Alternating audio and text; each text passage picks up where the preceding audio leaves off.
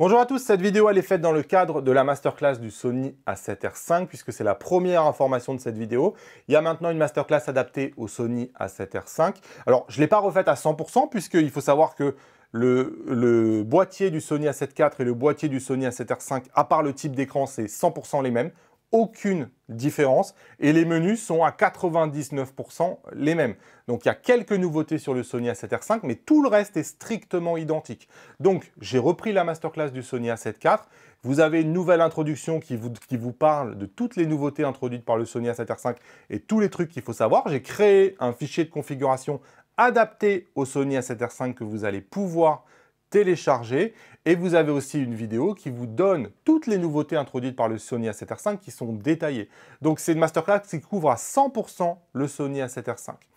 J'avais quand même envie dans cette vidéo de parler du nouveau menu introduit par le Sony A7R5. Il est ici, autofocus, c'est probablement un menu qui va devenir le standard chez Sony et qui introduit quand même pas mal de nouveautés. J'avais envie un peu de vous le présenter un peu plus dans le détail. Donc c'est le menu reconnaissance du sujet et ensuite vous avez cible reconnaissance. Et ce menu-là, vous allez voir que il est un peu opaque, hein, il n'est pas facile. Hein. Donc on va aller dans Animal, parce que c'est là où on voit, en fait ils sont répétitifs, hein, ils ressemblent tous, mais dans Animal, c'est vrai que vous avez la majorité des menus obscurs introduits par Sony. D'abord, on a la zone de décalage suivi. En fait, c'est un moyen pour Sony de vous permettre, si vous avez un même type de sujet, imaginons une foule, un même type de sujet, donc des humains, sur des plans différents. En fait, l'idée, c'est de permettre au système autofocus de rester à peu près au même endroit, c'est-à-dire de ne pas sauter d'un sujet à un autre, comme ça pouvait être le cas avant.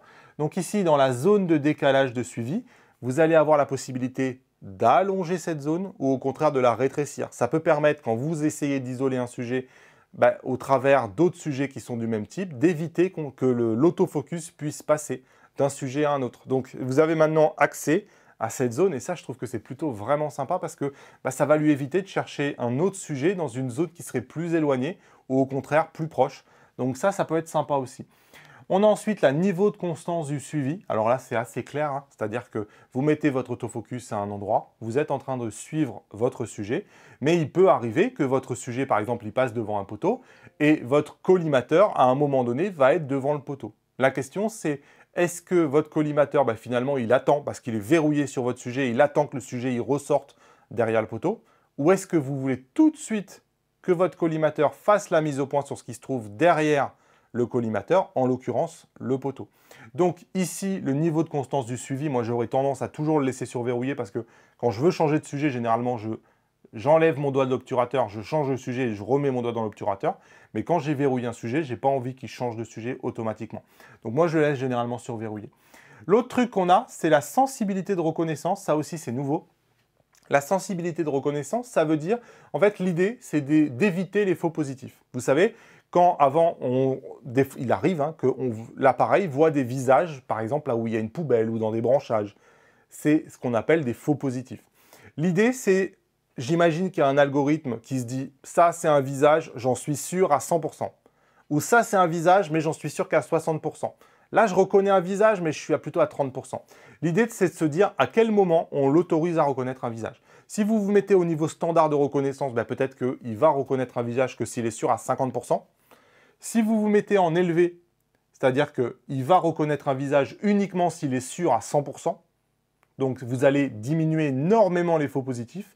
Et à l'inverse, si vous essayez de choper un oiseau, par exemple, dans des branchages et compagnie, peut-être que vous voulez lui donner beaucoup plus de tolérance, peut-être qu'il ne sera pas sûr, mais peut-être que ça va lui permettre de trouver un oiseau, là où avant, de toute façon, il n'est vraiment pas sûr si c'est à 100% un oiseau, il ne vous l'aurait pas proposé.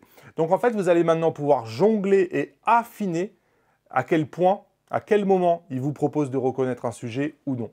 Donc en même temps, ça vous donne beaucoup de nouvelles possibilités, mais en même temps, ça complexifie énormément l'autofocus parce que ça va vous permettre d'affiner son comportement de manière assez drastique. Bon, vous voyez ici maintenant, on peut maintenant reconnaître les yeux, la tête et le corps.